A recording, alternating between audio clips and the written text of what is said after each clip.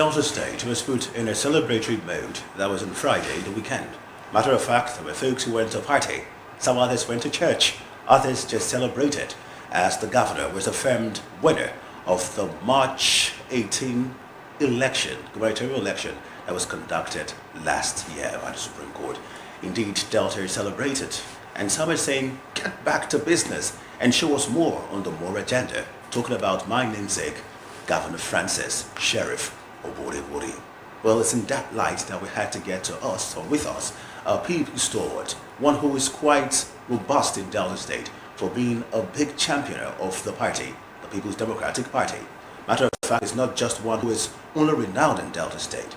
He is also important when it comes to national issues about the party. He is the immediate past Deputy National Organizing Secretary of the People's Democratic Party here in Nigeria, only in Nigeria. Ladies and gentlemen, with us in the house is Chief Senator Dr. Koyota Amori. He's here with us and he shall talk to us about a Supreme Court victory, affirmation of Governor Sheriff Oboriwori. It's good to have you today and welcome to the program. I had the privilege of giving you a handshake. Good morning, sir. Welcome to Morning Right. Thank you so much. And first, I'll say congratulations to Joe Party. I know that you are a big lover. Your passion for the PDP is quite heavy. So I'm going to ask a question that you might feel a little bit uncomfortable. You just might say, no, never. To be ready. What if Honorable Francis Oboriwori lost at the Supreme Court? How would the PDP have reacted to that? Well, that was never in anticipation at all. Nobody, no PDP member who ever anticipated that Sheriff was going to lose. Because before the Supreme Court judgment, there was a tribunal. Chief, you might have to speak a little louder. I know you are a chief, yes, but you have to. Well, we have to hear you very well. Because the question I asked is quite. People are wondering. Okay, we are all celebrating now. Yes. He has won. What if, let's say, God forbid, somehow? And actually, God forbid. Yes. God forbid it. And we never, very frankly and sincerely, from the very bottom of our heart, ever believed, ever anticipated that Sheriff was going to lose the case. What's that? At the Supreme Court. There are plethora of reasons for that. Like the governor said, he went through 38 cases. 38 cases. 38 cases. And in all, he won all. So why do we believe, or why should somebody anticipate that the final court of final court and Supreme Court that he was going to lose? Nobody ever anticipated. Unless probably they are the naysayers, people on the other side. But for those of us who are PDP, we never, for me as a person, never did it cross my mind that Sheriff was going to lose.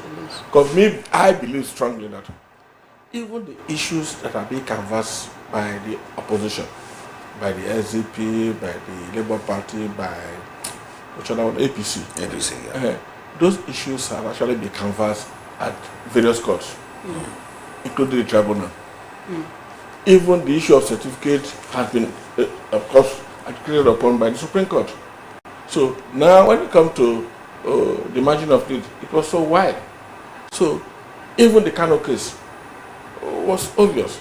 Supreme Court has made pronouncement on it already. So we never, for me, I never expected that Sheriff was going to lose. So I prepared myself only for victory, for the celebration, and the celebration came, and that is why we are joyful, and our joy knows no bound. That's okay. That's great. That's okay. Just before the elections, during the campaign period, there were rumors from, let's say, opposition parties that Governor Sheriff Oboriwori was actually planted. Will I use the word planted to succeed Governor Ifeanyi Okowa? But after the Supreme Court judgment, Governor Sheriff Oboriwori came out to say God made him the governor of Delta State. What's your take on that? Well, it is very wrong to say that he was planted. Sheriff is not a neophyte, it's not a political neophyte. He's been there from the very beginning. In fact, I would say he was a foundation member of the party. So long ago, so he had prepared himself to become governor, to become leader. These predictions were there long ago. So it was not Okowa at all who planted him. In fact, planted him how? A man who was in the House of Assembly, a man who was a councillor in the House of Assembly, a man who eventually became speaker and was a speaker for 6 years is a planting. If it's planted well, it's good. He was planted to germinate, and he has germinated to become governor. So it's not that he was planted. Those who became governor before, they went through the same thing. And none of them just came from the blues and became governor. He didn't come from the blues to become governor. Why did he come from the blues to become governor? Why did he come from the blues to become governor? He went through the process also. So Sheriff also went through the process. He was not planted. He prepared for it. And God actually ordained him to become governor. Because a man who, in fact, in the history of governorship in the state, Yes. Sheriff had the number of cases against him before he became governor. And God saw him through. So he has every reason to say it is God who ordained him. Nothing good comes easy. So it is expected that no person, if he aspires for a leadership position, of course these stumbling blocks are always there for you. So he went through it, and everybody went through it. Roa went through it. Okoa went through it. But Sheriff cases was monumental. 38 cases. 38 cases. You And, said. so if a man went through 38 cases and he came out victorious, he has every right to be thankful to God and to say it was God, not human being. God, one case alone can take you off the seat. True. But he went through 38 cases, 38 opponents, and 38 adversaries, and God saw him through. So his thanking God should not end. He should continue to thank God every day for what Okay. God has done for you. Chief, let's talk about 38 cases, really. Let's look at that. Wasn't that too much? Do you think that had been a form of distraction as far as the governor executing You see, projects? most of the cases also, they are frivolous, they are sponsored. Well, it's all part of political maneuvering. Some of the cases are, of course, were sponsored to distraction. Let's weigh him down, let's weigh him down. There are people who cannot feed, yet they got the best lawyer. Can you imagine a person like Alex Zia being a lawyer to, I don't know, let me say that, being a lawyer in a case that has no foundation at all. Zia was coming from Abuja with a team of lawyers on a private jet, his private jet. Meanwhile, the person who hired him, let me say, who hired him, a man who is barely struggling to survive. So we have to get the money to pay Alexis Zia. And he did that up to Supreme Court. A man who did not, I would say, did not formally participated in the governorship. That's Ike. Yeah. He just went to Abuja, bought the form, and disappeared. And then it came to challenge. Then the next thing is, that primary was not properly conducted. Was supposed to, he never, no poster, no campaign. He never went to his ward. He went to Abuja to the head office of the party, bought the form, and went back to London. And that was all. So, and he got the best lawyer you can think of, Alexis Zia, up to from high court to appeal court to Supreme Court and back to appeal court to Supreme Court. Again. Again. You mentioned something that touched me. While this sounds a little bit funny, but you mentioned something that touched me a bit. You said from the time of Ibori to Udwanga to Okawa now, Ibori. Yeah. Looks like we're having the same thing happening over and over again. And this seems to be not so nice as far as governing the state is concerned. It's political. It's political. What can be done, as a chieftain, You see, to take this kind of thing off the system? When a governor wins, he is won, and then he should then be a governor for the people and not a governor going to the Supreme Court or the judiciary to get his victory. some people are experimenting, believing in political miracle. And it does happen because we've seen, because of the nature of the Nigerian system, people try to, it is possible. Miracle could happen. We have had Supreme Court governors. Was that a miracle? It was. The Supreme Court Because governor. I was going to get there. It was a miracle. So if somebody benefited from that miracle, people, probably it could happen to me. There are a lot of political miracles in the country. Okay. So people could capitalize on that. Okay, if Imo can do become Supreme Court governor, then let me try it. So they give all sorts of reasons here and there, and of course approach the court, and sometimes the court will capitulate and give judgment in their favor. And before you know it, we have been a victim of it before. We have been a victim of it, so sometimes people just try their luck. All right, let's talk about the party, the People's Democratic Party in Delta State. During the campaigns and then to the elections, there were some issues, and then we had some defections. And if you look at the election results, even the APC managed to pull some votes. So there were speculations that the PDP had trouble in their camp during the elections and during the campaigns. What is the state of the PDP in Delta State right now, and how did they receive the judgment from the Supreme Court? Well, first, let me take on you on the issue of people decamping during the campaign. Yes. It is very normal. Very, very normal for people to decamp from one party to the other. Now, from the day this judgment was given, I can tell you more than 50 to 60% of those who decamp from PDP, they are on their way back to PDP. Now, because the implication is that PDP has come to stay in Delta. And there is nothing anybody can do about it. PDP started in 1999, and we've gone through this process before. Today we are seeing government. So people are looking at their future. That, the next 4 years, the next 8 years. So how will I be able to be in opposition? It is better I return to where I belong. Or even those who were not there before, they also anticipating, add 8 years to my life right now. What will I become? For me to be in opposition, I'm not going younger. So let me go back.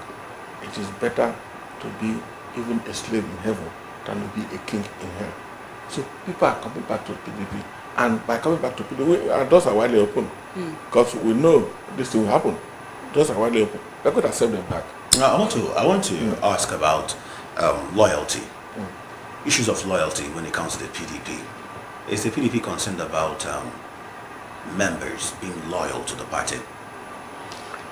Well, loyalty is the watchword. And in politics, there should be no 99% loyalty. Loyalty must be 100 plus and plus. Because, Chief, when you say this now, I would still go back to the issue of defection and the campaign. Isn't the campaign or defection a sign of disloyalty to a party? Well, it's a sin. It's a political sin. But when you repent, of course, your sins are forgiven.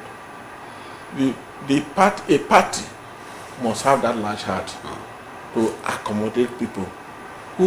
People decamp for one reason or the other. Some of the decamping are genuine.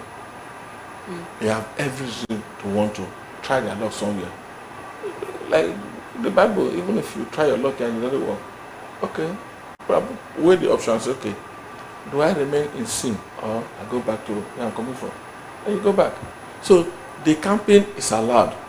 It's allowed if people have genuine reason.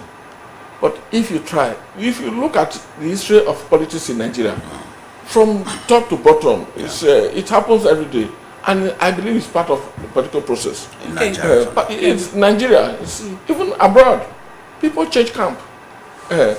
But if you make it a habit of changing camp, because you've seen, I don't want to mention them, but you see people, today they are here, tomorrow they are here, next tomorrow they are here, depending on where the pendulum is swinging. But somehow, because we are used to it, we just look at them and laugh.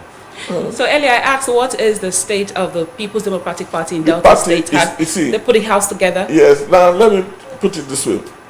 You see, before the election or during the election, you saw that you believe that people were decamping and such. Of course, the decamping was from both sides. Yes, both sides. People were decamping from us, and people were decamping to us also. Now, they were not sure of where the pendulum was going to swing because they are men and women of little faith. For those of us who are very faithful, we know come rain, come sun, PDP will remain. In fact, I had no doubt at all that PDP was going to win. So we play very well. Now, those who decamp have now seen that, they made a mistake. Let me go back. And by coming back, I can tell that nobody, from now to the next 4 years, nobody is going to leave PDP again in Delta State. Okay. Instead, we are going to receive more people. And whatever the small political vacuum that was created, which become immaterial now, will be regained, and PDP will get stronger and stronger. Because we are going to have less or infinitesimal opposition now in the state. So what we are going to get now is, there's going to be avalanche of people coming to the PDP, then people will become stronger and stronger and stronger and stronger. The opposition will be depleted. Okay. You know, you talked about Supreme Court governorship in Nigeria. You said miracle, you described it as somehow miracle results in Nigeria. And it leads me back to the first question I asked, you know, that do you think that maybe the opposition party, knowing that they hold power at the central, would have been trying to contest the result just to get favor from, you know, from Supreme Court that should have been in tandem with the party at the central, that's the APC? Come again. Okay. I said that, you know, looking at, you talked about the election in Nigeria that brought a governor from the Supreme Court. Yeah. He was even number 3. He became governor of a particular state, Imo State precisely. Yes, in one no House of Assembly, one no local government. But it got judgment in favor by conjuring a returning officer from Benue State, who was not even part of the election. People believe that, you know, he was influenced by the Of course. party at the central. Yeah, that was it because of the nature of Nigeria. And that was almost the state of Delta State. You know. No. Delta is... Delta did not bargain for that. It's not in our realm at all. We did not bargain for that. Would you say that the APC is now getting a little bit freer with how they handle, getting independent, giving the judiciary some independence? Well, you see, the artist God will allow, the artist God will not allow. Imo is not Nigeria. It's not Delta State. God definitely will not allow such a thing to happen in Delta State. Whatever happened, I believe the opposition were trying to capitalize on that. If it can happen in Imo, it can happen in Delta.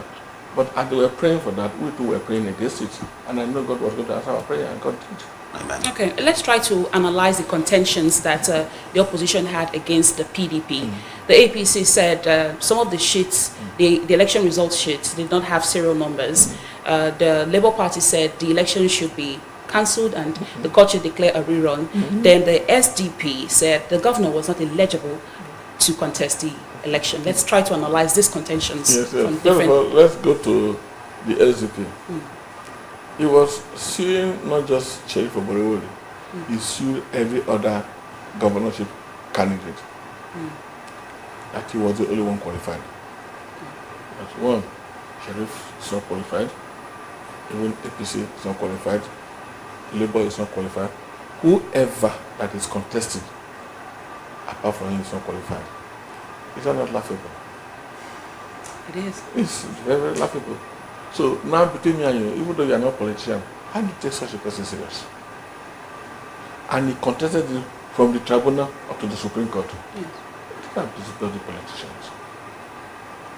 And nobody is qualified. Even after they went through all the processes, from the party to INEC to everything to participate in the election, then nobody was qualified apart from him. It's only Mr. Goodman. So we just laugh and laugh. Okay. So put that on the side. Take the Labour Party. Have you taken time to check what was the total number of votes gathered? About 11,000. By the Labour Party in the governorship candidate. Yes. He couldn't win even his unit.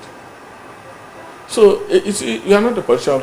A lot of people participate in anything like this for one reason or the other. There could be noticeable politician. And of course, since they are being sponsored, they must try to impress their sponsor that we are doing something. And that is the only way probably they can be funded. So they do it for a lot of reasons. If not, in this state, in the governorship, where will the Labour Party go to court? Somebody, even the 11,000 votes you allocated to him, I don't know where it came from. I don't know where it came from. Because probably the presidential, yes. But after the presidential, nobody heard of Labour in the state again. They collapsed. The obedient was for Obi, not for other gubernatorial never elections. And that's why they collapsed. So for a Labour In fact, let me not speak ill of him because he's very close to me. Of course, well, it's all right. We're on air, so let me end it there. The APC. The APC now. The APC knew very well that he wasn't going to win. He knew very well. First, APC had never won election in Delta State. Never won election in Delta State. And from the result, they got 4 local government. Let me assume they got 4 local government. Compared to someone who got 21 local government. What miracle.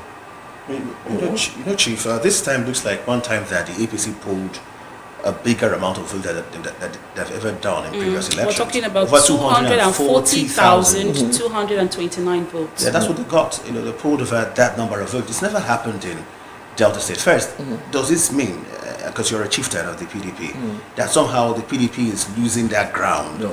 Or does this mean that the APC is getting more ground? So does this even give more validity to the fact that maybe people are looking at the opposition, perhaps clamoring for change, like it happened during the 2015? No. It's not that APC is getting more ground in Delta. You see, politics is getting probably more interesting, more participation, and more sophisticated.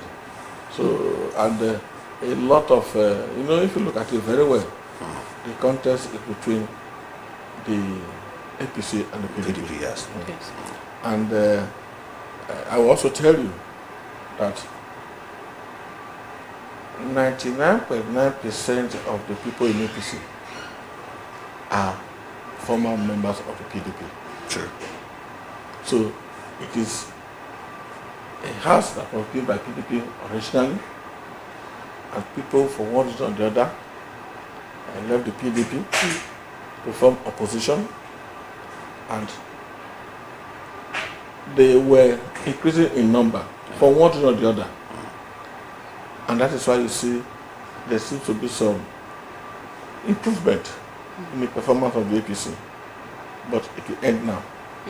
Now, it is not unusual. It happens all over the country.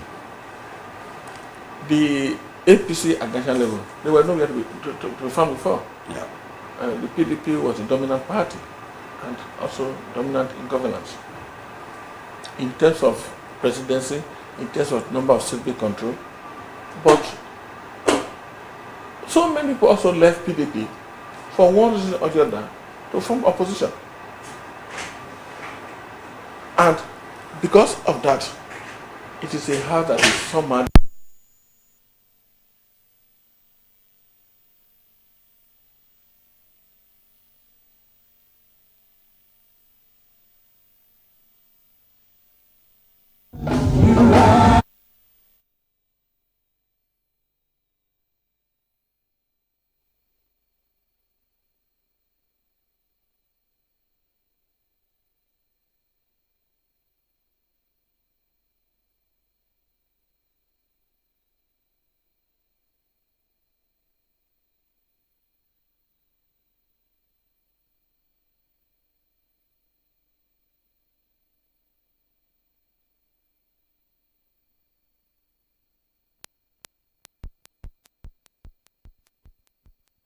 After the Supreme Court declared the victory signal that the state is giving thanks God.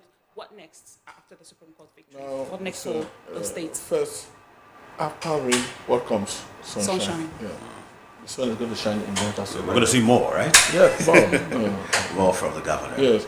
Now the governor is relaxed. The entire state is relaxed. You cannot sit down to do business. And Delta is going to witness monumental development and more peaceful environment to operate. So the governor is very free now, nothing like it is fine again. It's not ready for business, and that is the expression of Deltans. That is why the Thanksgiving is always, the Thanksgiving will continue. But at the time of the Supreme Court, Yes. it is not just the governor that was on trial. True. It was the entire state, including DBS. Because probably, though not anticipated, if otherwise has happened, there will be a change of management. We would never know. We would never know. But then looking at the Thanksgiving, one man who wasn't here, but who was also saying congratulations to the governor. It's the APC candidate, talking about Senator Omoagege, the former Deputy Speaker of the Senate. He was congratulated. He has congratulated the governor on the victory. Really, how does that? What does that mean to your party, and what does that mean to you? Well, After the long battle. After that long battle, well, that is of course at the end of the road. He has to congratulate the winner because there's no other court again. There's no other court again to go. So he has ended this struggle to wrest power from Sheriff, and the final court has said no. Sheriff is the elected governor. So he had no option than to say, thank you, God. I have done my best. I've tried my best.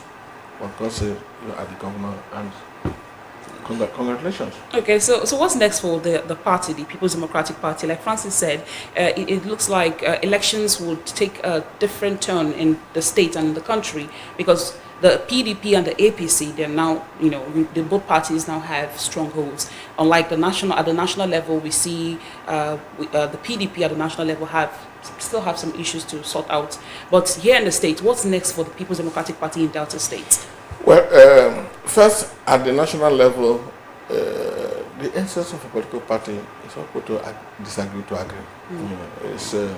Don't bother about disagreement at national level, at any level of the party.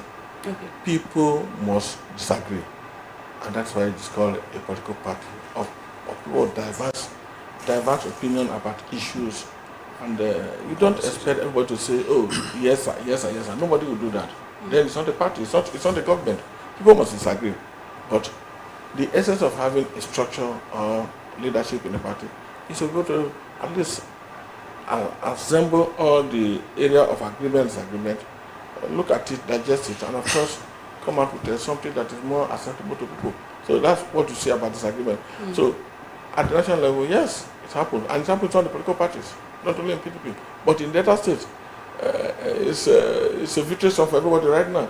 So we cannot have a weakened PDP again in Delta, because we have won. We are now looking to 2031. Oh, 2031. not even 2027. So that one is already in our pocket. 2031. Okay, so help you God, so help the PDP. Now, congratulations still, because I know recently you got an appointment to be part of the screening committee for the Edo State governorship election exercise. I said congratulations at the same time. That means some work to be done, really. Some work to be done at Edo State. We know of the back and forth we see, especially from the deputy and the incumbent governor of Edo State. How tasking will that job be for you, sir?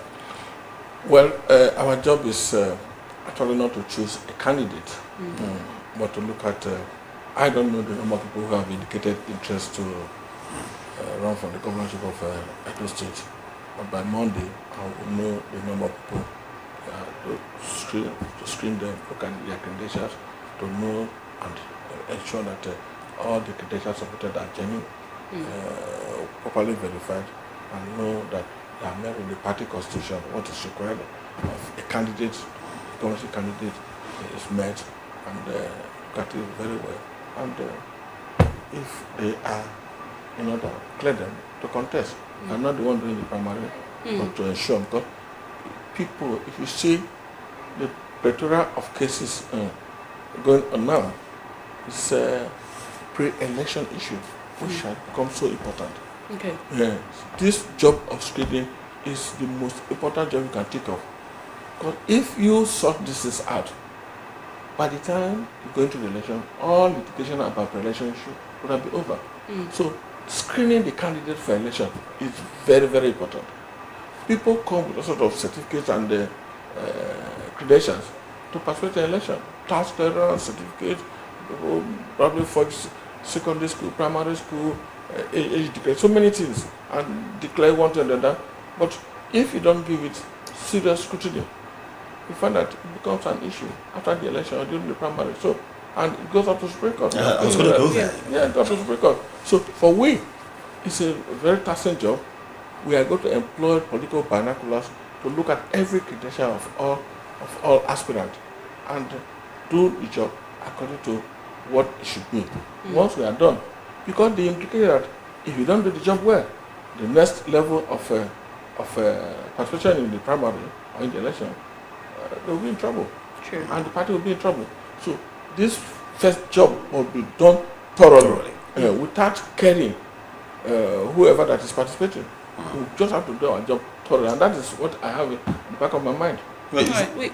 you might forgive my being naive. I thought you should be looking out for a candidate who is likely to win the election. No. No. Knowing full well that No. we need more states for the PDP. Yeah, I'm speaking as a lover of the PDP. Yeah, no. See, first of all, who can win the election is to be determined by the people of Edo State, not we. You see, there's a political turmoil in the APC already. I'm sure you've heard that. Where they went there just in the first week, disqualified 24. You remember the present governor of Edo State was disqualified at the screening, and he came to PDP to become governor. Not a big loss. So we are not the one to determine who becomes the governor. I want to, whoever that want to participate. If you probably bought a phone today and say you want to participate in the governorship of Edo State, I'm talking of you in particular. I said, yet you may have the credentials. I said, oh, sorry. Are you from Edo State? No, please. You have all the credentials, you have all the things to become governor, but you are not from this state. So we disqualify you. Okay. But not allow you to participate. At the end of it, they say, oh, this person is not from Edo State. It's not registered in Edo State. These are they are very, very important. Yes. You check their membership card. You check if they are registered voters. So many things. Check their certificates, match the certificate versus their age, or whatever they claim. So many things. Check if they are indicted or they've been jailed or they've gone to court. So many things. There are so many things to do. So we must employ that serious political binocular to examine every credential, because they are going to submit all sorts of credentials, which the opposition, of course, will always capitalize on. Okay, let's talk about our electoral system in Nigeria. How would you rate our electoral process in Nigeria, starting from the screening exercises to the primaries to the elections, and then even the body, the independent, the body that is saddled with the responsibility to conduct elections in Nigeria? How would you rate their performances?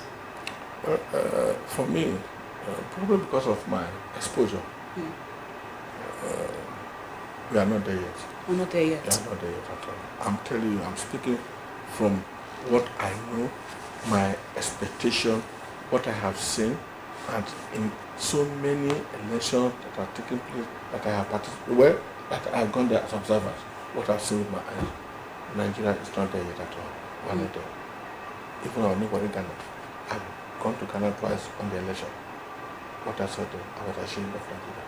Because UK, where I live in most cases, or America, when they are doing the election. Well, what do they do differently? Exactly, tell us what Ghana. What do they do I don't want to different? talk about the USA. We all see. Yes. What does Ghana do differently? You see, in Nigeria? I think, I don't know whether it is a wrong foundation that was laid for Nigeria, and quite well from the foundation that was laid in Ghana.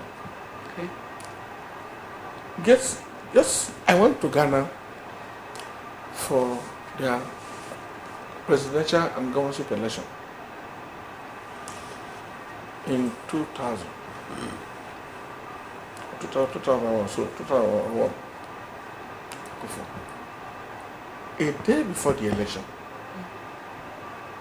we went to the president's house. Okay. Where he was contesting his election was the following day. Went to his house. First, he lived in the heart of Accra. Got there a night before the election. Not one security man was at the gate. In fact, I saw two policemen who were playing draft. Playing draft, no gun. On a day before the election. Then we went inside to see the president. President and presidential candidate. The man was very singlet in the sitting room. And it was just phone with him, just speak, hello. I was wondering whether, was I in, is it a dream or what? You were not in Nigeria, sir. Yeah, I was, Then, much later, the wife came from upstairs and just greeted us and left. This is a presidential candidate contesting election the following day, and Grace, an opponent of people like Jerry Lawrence party.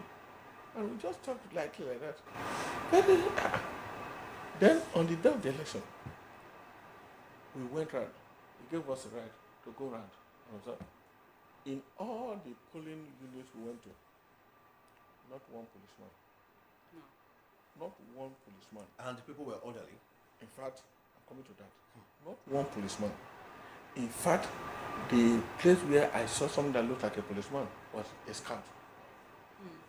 Not holding stick. And far from where... Chief, this story is interesting. You have to still speak louder. Okay. Yes. Far from where the polling was taking place. And we went there and you can see how orderly people were. Nothing like fighting, nothing like... and at the end of... I went to the university. In the university, I saw people queuing up. Queuing up to vote. Inside the university, very orderly. Then, by 5 o'clock, I think the time was extended by just 1 hour. We got there to the university again. We were still queuing up. Very orderly. And at the end of we went to where they were doing the counting. If you see where they put the ballot paper down the box, they brought it out, they were sorting it out. And when they sort it out, not counting, they put it here, they put stone on top, put it on here, according to the parties. People just gather around them. At the end of it, they say, one, NDC, one, this one, like, that's how they sort it out. At the end of it, they announced the result. I was wondering whether, is it Africa? And at the end of it all, the result was announced. In spite of people gathered there, nobody went there to dive a ballot box or paper or trying to fight to grab this, to grab that. Not even in fact, what shocked me was that not even a single policeman was around. Not talk of course, the military, that one is out of it. So I asked myself, can election be so peaceful, so transparent? I concluded that election in Ghana was more transparent than the election in America. And that time again I went, the same thing was repeated. And in Ghana, for a very long time, not even one single case of tribunal or going to court. Apart from recently when probably either someone that came to Nigeria and said that, you can win that yes. We were influencing them. Yeah, bad friends. Of course, there are a lot of Nigerians in Ghana. So in a way, what I conclude that we are still far from behind. So what can we do as a country to get there? It's so El Dorado to me. It's what I want to say. It's just endemic. I don't know. I don't know. For me, I think we just ask for divine intervention. I'm telling you. I can't see. I need to really go and do a research on why election in Ghana is not peaceful, very, very transparent. Coordinated. And I don't know. I'm wondering how there can be so much calm, yet no political apathy. Yeah. Because I thought that you would not see people clustering to vote if they were that calm. Oh God! You saw. And you see, when the result is declared, you can see the companionship among the participants. The one that baffles me, not one single policeman on top of gun was around. If you see them, they are far away from the venue. Well, so it's the divine intervention of God that we need in Nigeria to help our electoral process. Listen, since we were born, this has been happening. Yes. And they have never stopped. It's even getting worse. So, what do we do? There's no legislation that can stop it. There's nothing, all these beavers have been introduced here and there, this and that. Everything, yes, it's the same story. If not, look at the court. Almost every election case will go to court. Very sad. Very sad. Have you heard of that in Ghana? Have you heard of that in America? Yeah. It's very unusual. Oh, that's why. On election day in America and Europe, you don't know this election taking place. You don't know. Go about the normal business. You don't see where they vote. Are we there?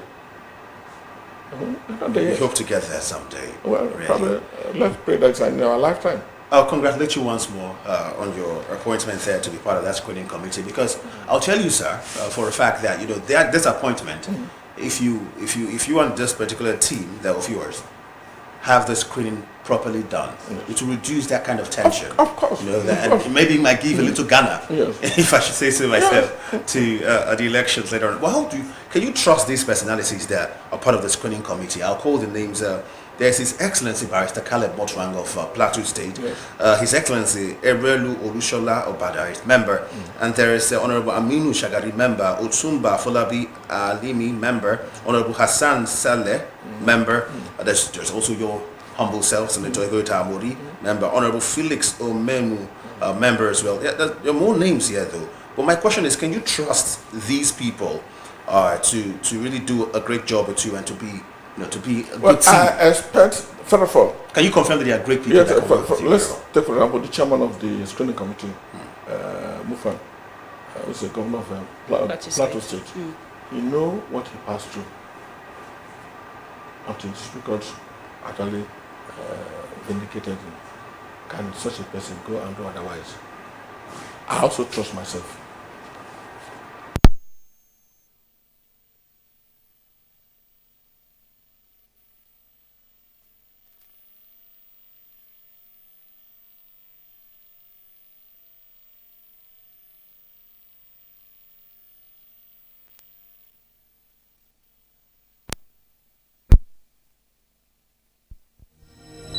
But to examine the credentials of all those who have indicated interest to contest the governorship, and ensure that yes, they are cleared to contest. Once we clear them, it is between we and our conscience and our God that this person we have cleared has no comma, so that the issue of pre-election does not arise. Because pre-election is an issue in any election. It happens to the president, pre-election issue. It happens to the governorship candidates. It happens to everybody, senatorial and everything. So once we are able to ensure that, the pre-election issues are sorted out through the screening, I think we are good to go. Congratulations, and congratulations again. Congratulations, sir. Triple congratulations to you first for maintaining your standard as a chieftain of the PDP, both at the state level and now national level. Congratulations to you that your candidate, Honorable Frances, my namesake by the way, Sheriff of Oborevwori, she gets jealous when I say that, has gotten the affirmation as governor of Delta State, really. And congratulations again that you've been given this task that I'm not envious about, that to be part of the screening committee for the Edo State election. Congrats to you. Congratulations, sir. More trust that you will deliver. Yes. Congratulations. We have been speaking with the immediate past Deputy National Organizing Committee Secretary, People's Democratic Party. He is Chief Senator Dr. Hoyota Amori. If you're a Deltan and you don't know this man, then you might not even be a Deltan. As a matter of fact, it's been a privilege to have you do the right with us, and we hope to see you subsequently on this journey on state television. Thank you so much. Thank you so much for coming, sir.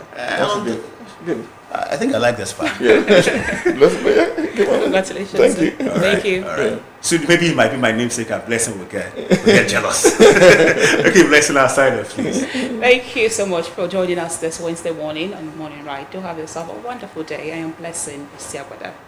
And I am Francis Ofulue. Thank you so much for being part of this journey. But do not let go of your TV set, because right here on Delta Television, we are the people's pride. Good morning and goodbye for now. Okay. Thank you.